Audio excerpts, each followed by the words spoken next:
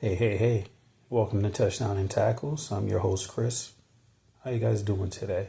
So today I'm going to be talking about my year two offensive impact players for 2026.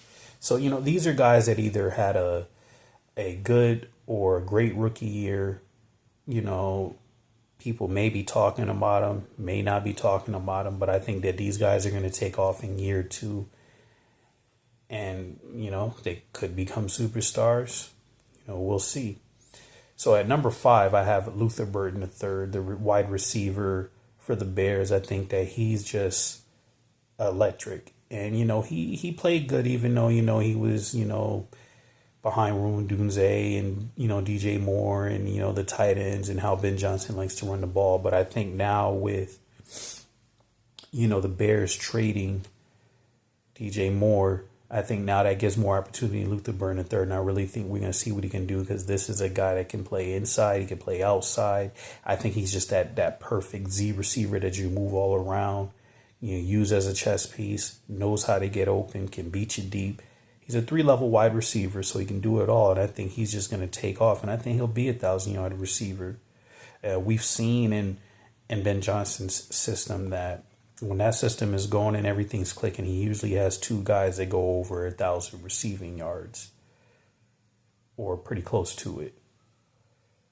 At number 4, I have Calvin Banks Jr. of the Saints, the offensive tackle, the Saints left tackle. Now, some people would say, how can you put an offensive lineman on here? Because they don't really put up stats. What they do doesn't show up in the stat category, which is true.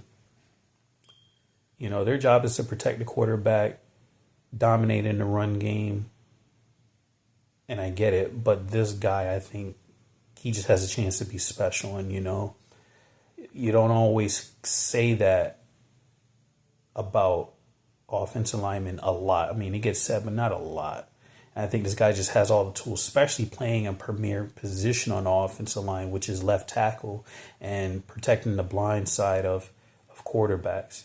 And I think he had a good rookie year last year as he got acclimated to the league. And I think he's just now year 2 in this system of Kellen Moore.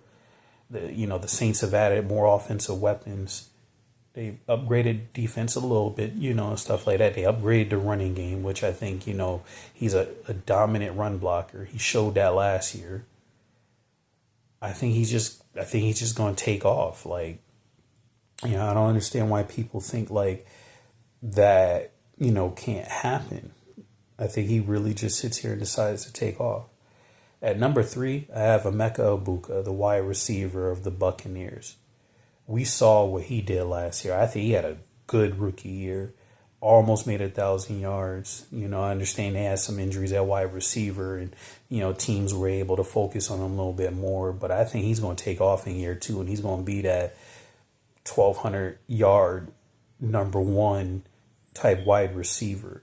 Something in the water. Ohio State just continues to produce these highly productive to great wide receivers that come in the NFL and have immediate impacts, and they just continue it throughout, their career. It's just amazing. They all are polished route runners. They understand how to get open. They're smart. And I think Emeka Egbuka is just going to take off, especially now with Mike Evans not being there. So I think he becomes he is their number 1 wide receiver. They have a talented, receiver room, but I think he's at the top. And I think he started building and has built an amazing connection with Baker Mayfield. As long as that offensive line stays healthy and that running game gives help, Emeka Egbuka I think he's going to have a Jackson Smith and Jigba type second year and Jigba just had in his 3rd year. So at number 2, I got Amarion Hampton, the running back of the Chargers. He had a solid rookie year. He had some injuries and then the health of the offensive line. But I think as long as that offensive line stays healthy, and then the improvements they made by upgrading, especially at center, and the rest of that interior offensive line, and then Mike McDaniel, we know what he is. we know what his offenses are about. It's about the focus around how he designs that running game and the looks he gives in the running game and how he opens up lanes for the running back, especially running backs that are one cut and go. So I think Amarion Hampton is perfect for this system. I think he's going to break out and have 1,000-yard season. Maybe he might have 12 or 1,300 yards. We've seen running backs do that in this system, and I think he's just, phenomenal. Arguably could be the best running back out of this draft class, and we will see. So at number 1, I have Colston Loveland, the tight end of the Bears. We saw in the second half of last year what this guy could be in this league as he started to pick it up in that offense. And I think that he's going to be the main guy. He's going to be the main focus in this offense. And I think his impact this year, I think he just breaks out to that superstar level. Not just breaks out. I'm talking potentially a 12 or 1,300 yard receiving season. I think he's that great. And in that system, and Ben Johnson being a tight ends type of guy, because that was the position he coached before he became a coordinator and a head coach.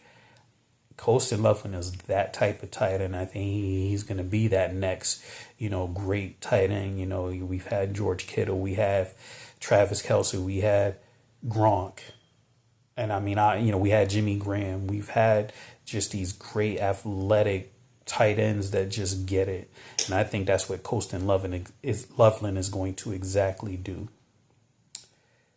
So hey, that's it, guys. Subscribe to the page, and I'll see you next time.